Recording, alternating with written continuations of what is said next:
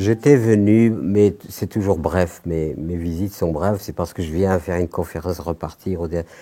Mais d'ores et déjà, de par le fait des choix qui ont été politiques depuis longtemps, Grenoble a quand même été un microcosme de protestataires, quelque part. Si je veux résumer les choses, il y avait quand même une forme de protestation à Grenoble qui n'est pas d'aujourd'hui. Voilà.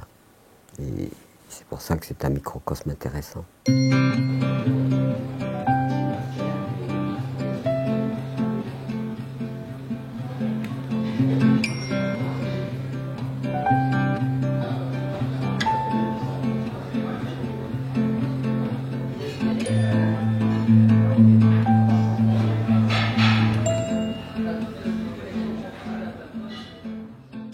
Tant qu'on continuera à mettre l'écologie comme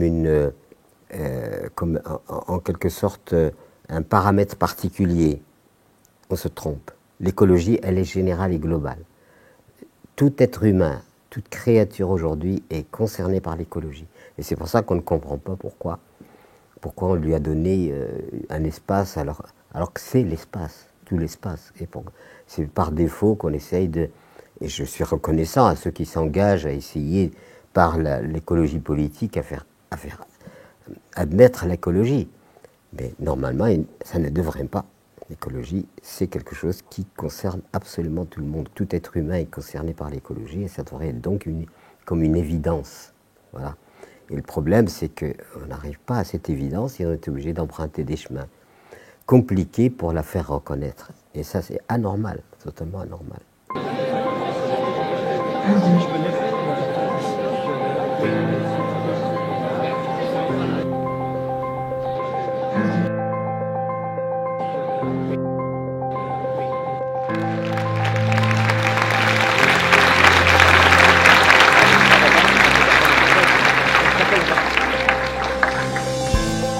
Qu'est-ce qu'investir pour l'avenir pour Pierre Rabhi? On m'honore d'une écoute assez importante aujourd'hui, et ce dont je suis convaincu, c'est que la politique n'est pas du tout en phase avec les réalités du monde d'aujourd'hui. La politique devrait être liée à un regard et à une évaluation de la réalité, telle qu'elle est, dans sa mutation. Alors on a l'impression que la société évolue d'une certaine façon, mais que la politique essaye de rattraper, mais elle ne devance pas. Et je crois qu'aujourd'hui, le temps est venu d'une politique ruralo-urbaine sérieuse.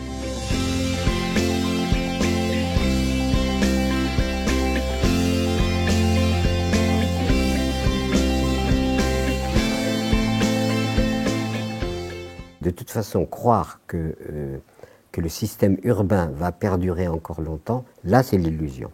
Il ne perdurera pas.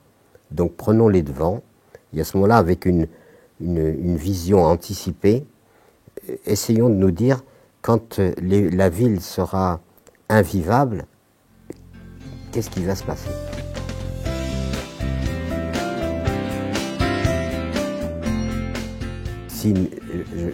Je pense vraiment que si nous étions attentifs à faire que chaque être humain accède à ce qui lui est légitime, en tant qu'être vivant, je pense qu'on réduirait beaucoup plus la violence de cette façon que de perfectionner les armes pour aller bombarder.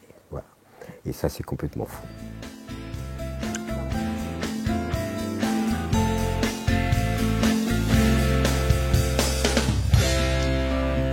Je pense que, évidemment, c'est un exercice très difficile, mais faire de la politique avec bienveillance, voilà. Et s'il y a de la bienveillance, à ce moment-là, la posture n'est pas la même. C'est pas la posture, je veux être élu, je veux, etc., etc. Donc c'est en fait ce qu'on pourrait appeler presque un sacerdoce. Soit on le prend comme une sorte de sacerdoce dans le sens où, avec la politique, nous allons créer du bonheur, de la justice, etc. Soit ça relève de la vanité personnelle, le côté un petit peu ou prométhéen ou narcissique. Voilà. Alors, on peut être dans le narcissisme aussi. Donc, on revient toujours au même point. La bienveillance, l'amour, c'est l'élément fondamental. Mettre de l'amour dans la politique, là, c'est parfait.